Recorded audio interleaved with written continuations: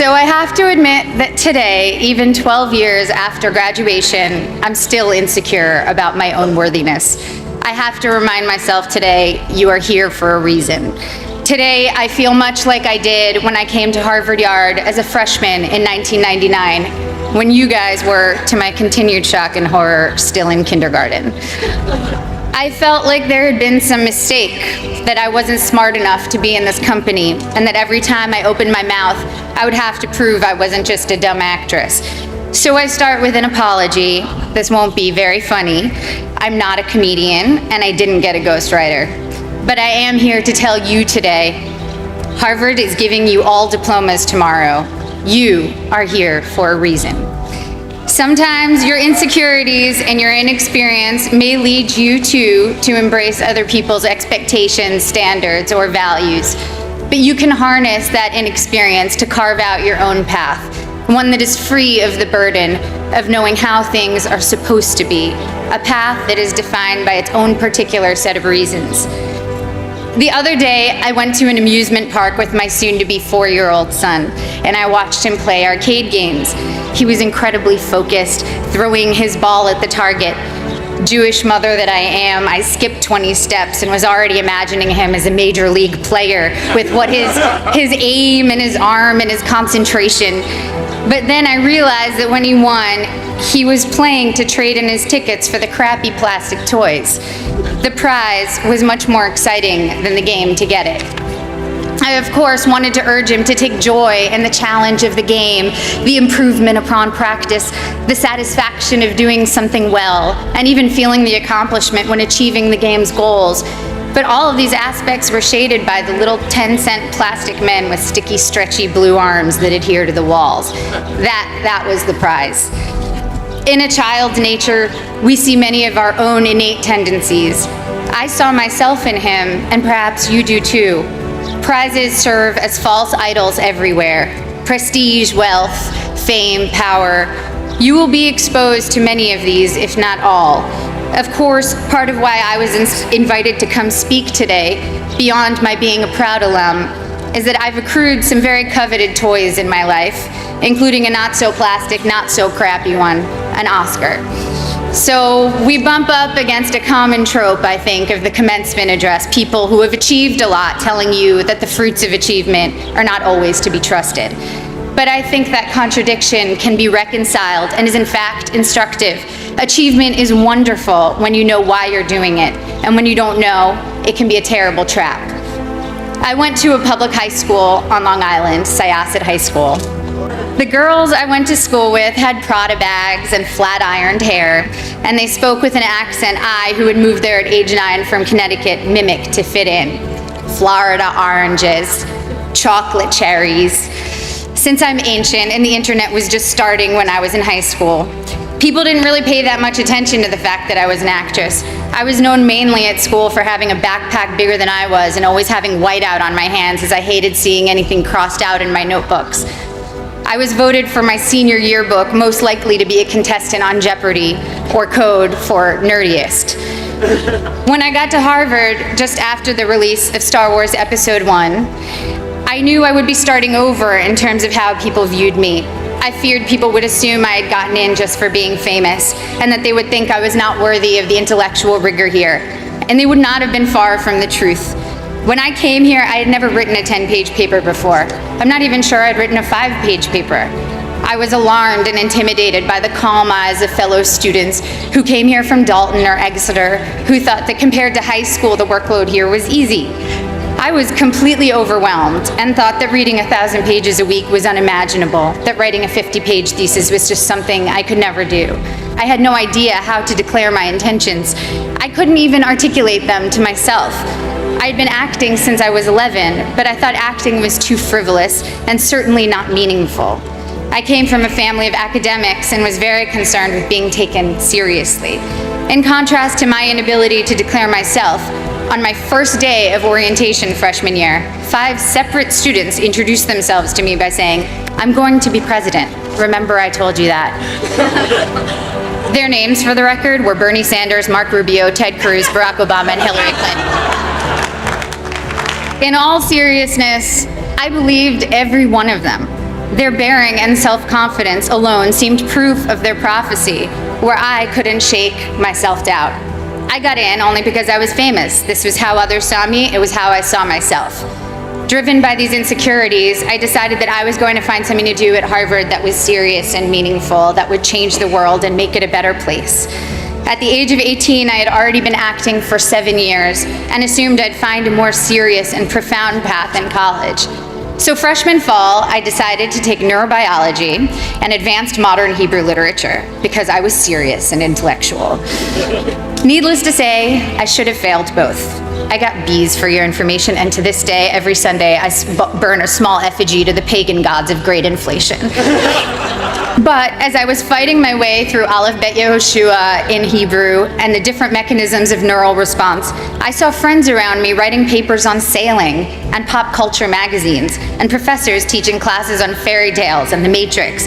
I realized that seriousness was its own kind of trophy, and a dubious one, a pose I sought to counter some half-imagined argument about who I was. There was a reason I was an actor. I love what I do. And I saw from my peers and my mentors that that was not only an acceptable reason, it was the best reason. When I got to my graduation, sitting where you sit today, after 4 years of trying to get excited about something else, I admitted to myself that I couldn't wait to go back and make more films. I wanted to tell stories, to imagine the lives of others, and help others do the same. I had found, or perhaps reclaimed, my reason. You have a prize now, or at least you will tomorrow. The prize is a Harvard degree in your hand, but what is your reason behind it? My Harvard degree represents for me the curiosity and invention that were encouraged here, the friendships I've sustained, the way Professor Graham told me not to describe the way light hit a flower, but rather the shadow that the flower cast. The way Professor Scarry talked about theater as a transformative religious force, how Professor Coslin showed how much of our visual cortex is activated just by imagining. Now granted, these things don't necessarily help me answer the most common questions I'm asked. What designer are you wearing? What's your fitness regime? Any makeup tips? But I have never since been embarrassed to myself ask what I might previously have thought was a stupid question. My Harvard degree and other awards are emblems of the experiences which led me to them. The wood-paneled lecture halls, the colorful fall leaves, the hot vanilla at Toscanini's, reading great novels in overstuffed library chairs, running through dining halls screaming, ooh, ah, city step, city step, city step, city step. Woohoo! It's easy now to romanticize my time here, but I had some very difficult times here too. Some combination of being 19, dealing with my first heartbreak, taking birth control pills that have since been taken off the market for their depressive side effects, and spending too much time missing daylight during winter months led me to some pretty dark moments, particularly during sophomore year. There were several occasions I started crying in meetings with professors, overwhelmed with what I was supposed to pull off when I could barely get myself out of bed in the morning. Moments when I took on the motto for my schoolwork, done, not good. If only I could finish my work, even if it took eating a jumbo pack of Sour Patch Kids to get me through a single 10-page paper. I felt that I had accomplished a great feat. I'd repeat to myself, done, not good. A couple of years ago, I went to Tokyo with my husband and I ate at the most remarkable sushi restaurant. I don't even eat fish, I'm vegan, so that tells you how good it was. Even with just vegetables, this sushi was the stuff you dream about. The restaurant had 6 seats. My husband and I marveled at how anyone could make rice so superior to all other rice. We wondered why they didn't make a bigger restaurant and be the most popular place in town. Our local friends explained to us that all the best restaurants in Tokyo are that small and do only one type of dish, sushi or tempura or teriyaki, because they want to do that thing well and beautifully. And it's not about quantity, it's about taking pleasure in the perfection and beauty of the particular. I'm still learning now that it's about good and maybe never done, that the joy and work ethic and virtuosity we bring to the particular can impart a singular type of enjoyment to those we give to, and of course to ourselves. In my professional life, it also took me time to find my own reasons for doing my work. The first film I was in came out in 1994. Again, appallingly, the year most of you were born.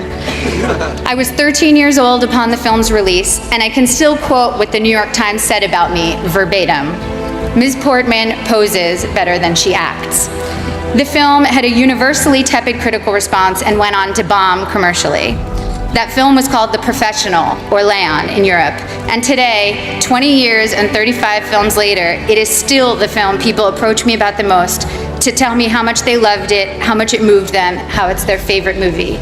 I feel lucky that my first experience releasing a film was initially such a disaster by all standard measures.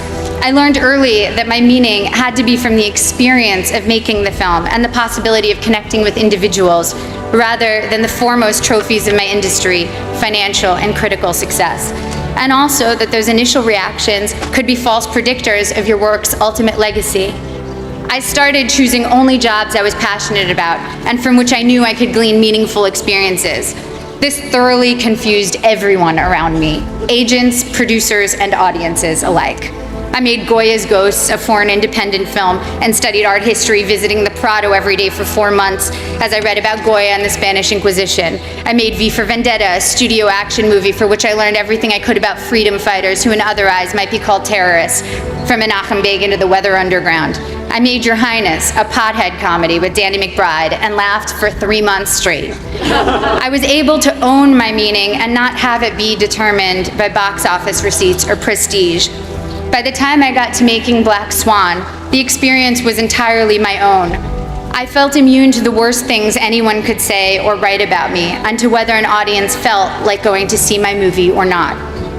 It was instructive for me to see that for ballet dancers, once your technique gets to a certain level, the only thing that separates you from others is your quirks, or even flaws. One ballerina was famous for how she turned slightly off balance. You can never be the best technically. Someone will always have a higher jump or a more beautiful line.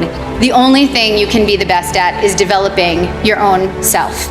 To quote one of my favorite thinkers, Abraham Joshua Heschel, "To be or not to be is not the question. The vital question is how to be and how not to be." Thank you. I can't wait to see how you do all the beautiful things you will do.